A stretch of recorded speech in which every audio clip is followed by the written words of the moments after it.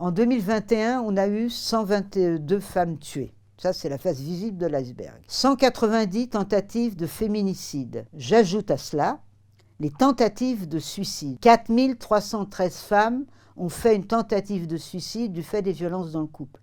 C'est énorme, parce que derrière, il y a des enfants, il y a des femmes. Vous voyez, ça fait au moins 10 000 personnes, cette histoire-là. Donc c'est beaucoup, hein. Donc il faut s'en occuper. Et pour moi, ce qui est très important, c'est de penser la protection dès les premières violences révélées, qui ne sont jamais les premières violences subies. La violence psychologique, t'es nul, t'es qu'une merde, tu comprends rien. Prendre les papiers de la dame, prendre sa carte vitale, prendre ses moyens de paiement. Et la violence sexuelle qui arrive très vite dans l'histoire des couples. En fait, ce qu'il faut qu'on arrive à faire, c'est à mieux penser la protection. Je crois la dame, donc je lui permets de dire tout ce qu'elle a dans la tête, tout ce qu'elle subit, etc.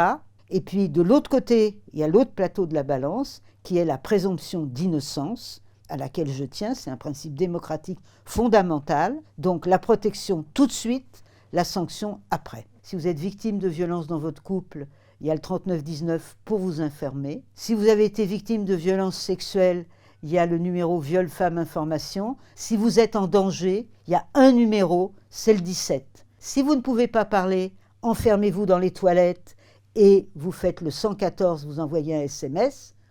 Et puis, si vous avez des difficultés à avoir un rendez-vous au commissariat, à la gendarmerie, etc., vous pouvez faire le chat de la gendarmerie et de la police qui est formidable. C'est arrêtonslesviolences.gouv.fr et c'est super.